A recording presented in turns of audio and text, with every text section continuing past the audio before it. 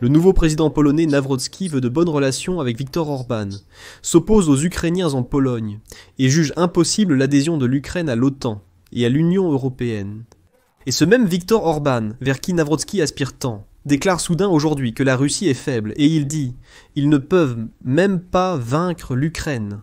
De quelle attaque contre l'OTAN peut-il être question ? Il dit qu'il ne croit pas que la Russie pourra un jour attaquer pleinement les pays de l'Alliance de l'Atlantique Nord, parce qu'elle est faible. Dans cet épisode, discutons ensemble de la politique de la Pologne et de la Hongrie, en termes généraux de ce qui s'y passe. Quelle est la probabilité qu'il soit présent ?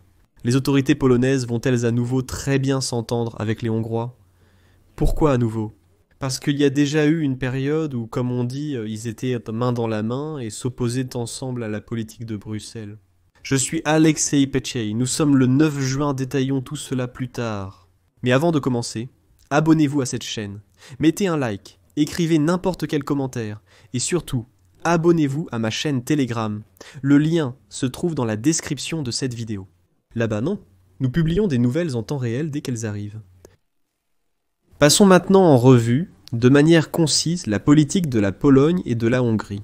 La Hongrie, je le rappelle, est un partenaire important pour la Pologne, et la coopération entre ces deux pays sous le nouveau président va se renforcer dans le cadre du groupe régional de Visegrad. Le nouveau président polonais Karol Nawrocki a fait cette déclaration explicite, comme le montre cette citation. Nous avons devant nous des tâches sérieuses, telles que la renaissance du groupe de Visegrad, qui deviendra pour moi un format important, ainsi que le renforcement du flanc oriental de l'OTAN et du groupe des 9 de Bucarest. Ensuite, Nawrocki a déclaré qu'il souhaitait rencontrer le Premier ministre de la Hongrie, Viktor Orban, qui, je cite, est un homme politique très efficace, ce qui est prouvé par ses nombreux résultats aux élections en Hongrie. Et je compte sur une bonne coopération avec Viktor Orban, ainsi qu'avec d'autres pays, dans l'intérêt de la région. Pour être honnête, il n'est pas encore clair quelle sera la politique de Nawrocki à l'égard de l'Ukraine, mais il a de nouveau déclaré qu'il s'oppose au plan de l'Ukraine d'adhérer à l'Union européenne. La Pologne soutient stratégiquement l'Ukraine, puisque, je cite, la plus grande menace, pour moi en tant qu'anticommuniste, et, à mon avis, pour toute la région, c'est précisément la Fédération de Russie. Eh bien, c'est-à-dire que Nawrocki dit, en gros, que nous soutenons l'Ukraine parce que la Russie, c'est pire. Et ensuite, il ajoute, je cite, « L'Ukraine doit également comprendre que d'autres pays, y compris la Pologne, la Hongrie et d'autres pays européens, ont leurs propres intérêts. » Globalement eurosceptique, Karol Nawrocki a remporté de justesse l'élection présidentielle polonaise. Ce mois-ci, en portant un coup sérieux aux tentatives du gouvernement centriste de Donald Tusk de consolider l'orientation pro-européenne de Varsovie. Le groupe de Visegrad, déjà mentionné par Nawrocki, et qui comprend la Pologne, la Hongrie, la Slovaquie et la République tchèque, est passé au second plan. Après que la coalition libérale du Premier ministre Donald Tusk est arrivée au pouvoir en 2023. Donc, cette coalition de Tusk a remplacé un parti nationaliste, droit et justice, dont Andrzej Duda est issu, et qui entretenait des liens étroits avec le Premier ministre hongrois, Viktor Orban. C'est ici que commence le plus intéressant. En fait, avant la guerre à grande échelle de la Russie contre l'Ukraine, le gouvernement d'Andrzej Duda et de Morawiecki collaborait très activement avec le gouvernement hongrois de Viktor Orban. Ensemble, ils s'opposaient fréquemment à la politique de Bruxelles. Par exemple, déjà en 2018, à partir de 2016, ensemble, ils discutaient activement des questions de politique migratoire et déclaraient qu'il fallait élaborer une nouvelle politique migratoire de l'Union européenne afin de promouvoir des idées plus nationalistes à l'intérieur de leur propre pays. De plus, tant la Hongrie que la Pologne faisaient l'objet de questions concernant l'état de droit, le contrôle sur les tribunaux, les droits des lesbiennes, gays, bisexuels et transgenres, et ainsi de suite. En fait, toutes les critiques que vous pouvez entendre aujourd'hui de Bruxelles à l'égard de Viktor Orban, la plupart d'entre elles étaient également adressées au gouvernement polonais, lorsque le parti droit et justice, plus nationaliste, était au pouvoir.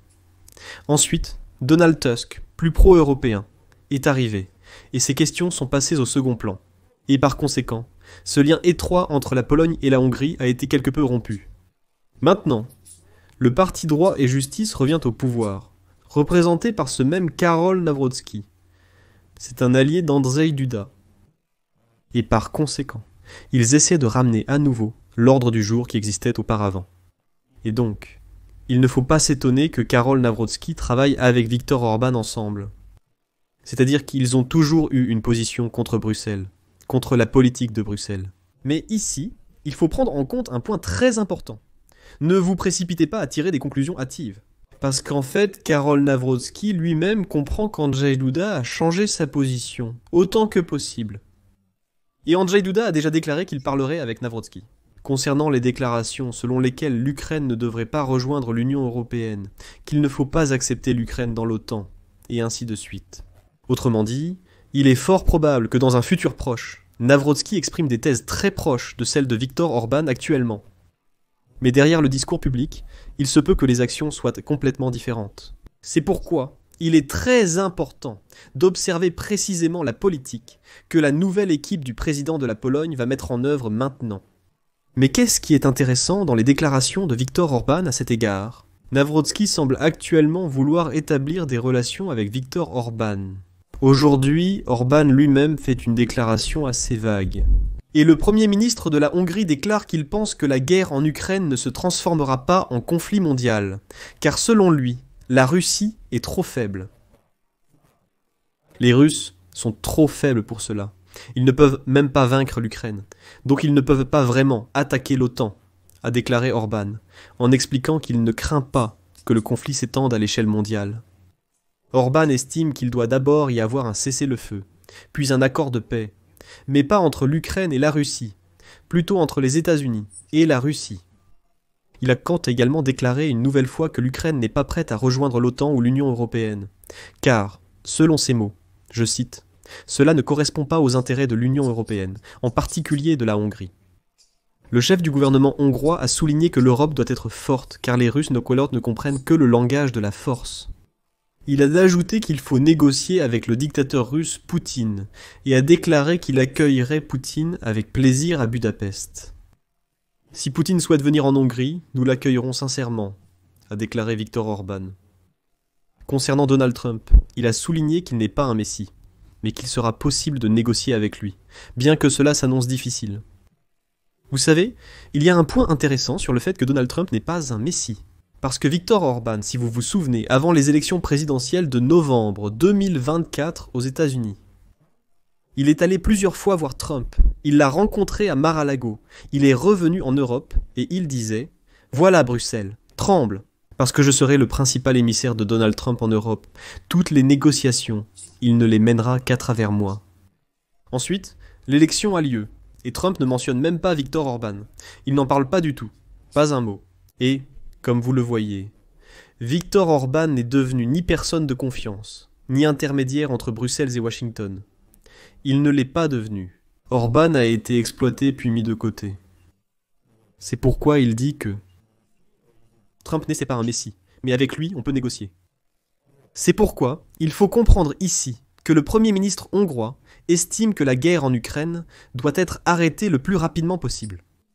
Il soutient un cessez-le-feu et des pourparlers de paix entre l'Ukraine et la Russie, car il est persuadé, je cite, « De nouveaux combats ne feront qu'engendrer plus de victimes. » Orban critique les livraisons d'armes à l'Ukraine et les sanctions contre la Russie.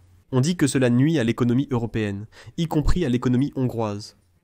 Il ne soutient pas la position ferme de l'Union européenne envers la Russie, et évite souvent de la critiquer ouvertement. Mais en ce qui concerne Nawrocki, il ne pourra plus mener une telle politique. C'est ça qui est essentiel. Nawrocki ne pourra pas répéter mot à mot ce que dit Viktor Orban.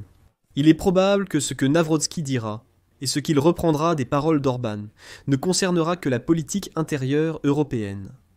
En ce qui concerne l'Ukraine et l'agression russe, je rappelle que la Pologne continue de construire des fortifications conditionnelles, à la frontière avec les Russes et les Biélorusses. La Pologne comprend parfaitement la menace d'une véritable attaque. La Pologne sait ce que cela signifie. Ainsi, malgré son souhait, il ne pourra affirmer que tous sont ignorants, que nous délaissons l'Ukraine, qu'il est inutile d'aider, etc. Ça n'arrivera certainement pas. Néanmoins, je mets ici des points de suspension. Laissez votre avis dans les commentaires, abonnez-vous, activez les notifications et mettez un like. C'est tout pour aujourd'hui. Prenez soin de vous. Au revoir à tous!